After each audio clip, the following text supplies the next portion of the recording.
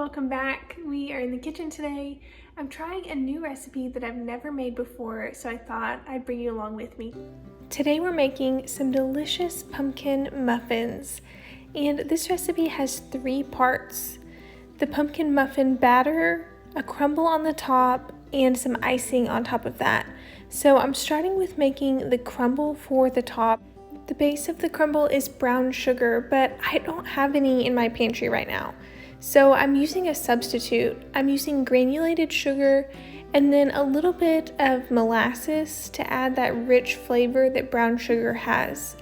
I'm working really hard today to use up the things that I have in my pantry because we're actually moving in a couple of weeks. So I'm going to be using a lot of substitutes. I didn't buy any extra groceries for this recipe. I'm just using what I have, substituting along the way. Instead of butter, I'm using Country Crock's dairy-free butter sticks made with olive oil. I find that they work really well for baking.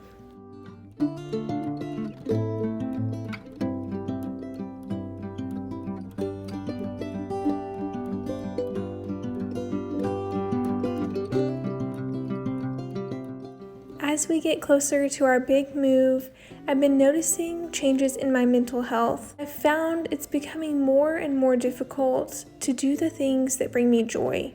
So it was really important for me today to take some quiet and restful time in the kitchen, baking, doing something I love to do. I really appreciate you being along for the ride with me today, and I just want to encourage you that it's worth taking time to invest in doing things that make you feel like yourself.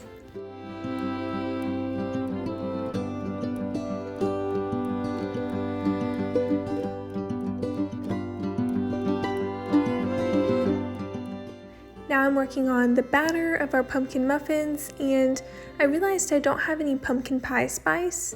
So the substitute that I'm doing is combining ground ginger, cinnamon, nutmeg, and clove. This recipe calls for both baking soda and baking powder.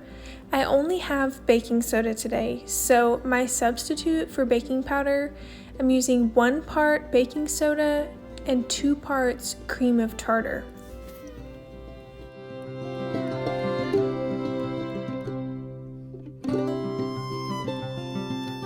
I finished the dry ingredients for the batter, and now I'm going to combine the wet ingredients.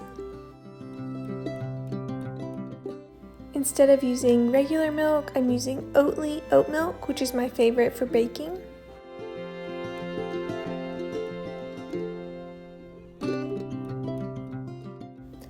And I don't have any vegetable oil, so I heated up my coconut oil in the microwave and I'm using that instead.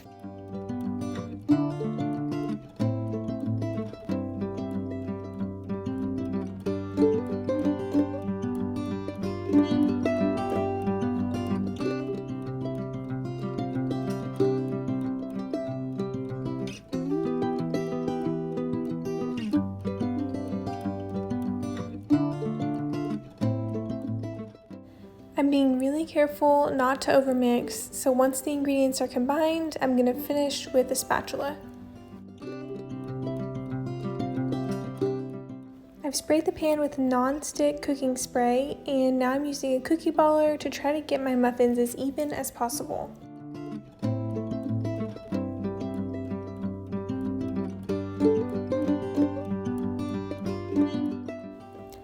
Now that we have 12 equally sized muffins, I'm going to sprinkle the crumble over the top and then we'll bake them.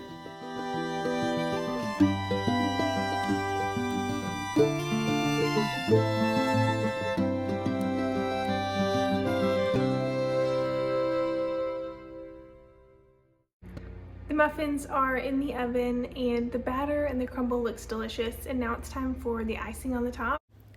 This icing is made out of powdered sugar, but because I don't have any, I'm going to be blending up cane sugar in the food processor.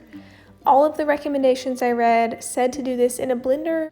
We don't have a blender that works well for this right now, so we'll just see how this goes.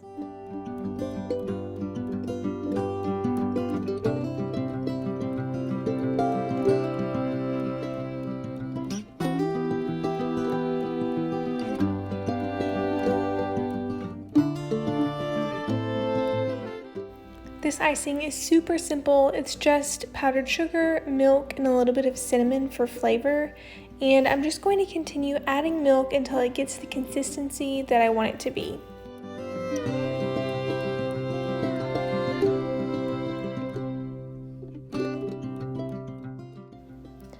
The first time I pulled the muffins out, the toothpick did not come out clean, so I baked them an extra 5 minutes and they are done.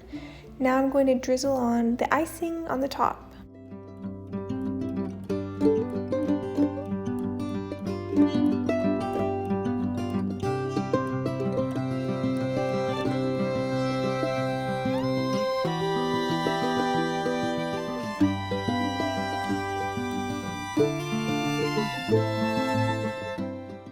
You guys, these muffins were amazing. I'm definitely going to make them again.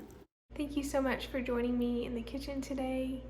When I'm feeling overwhelmed and I'm having a hard time doing things that bring me joy, it really is helpful to know that you're here with me, and it helps motivate me to do fun things. So thank you so much for watching, and I hope that you'll give this recipe a try.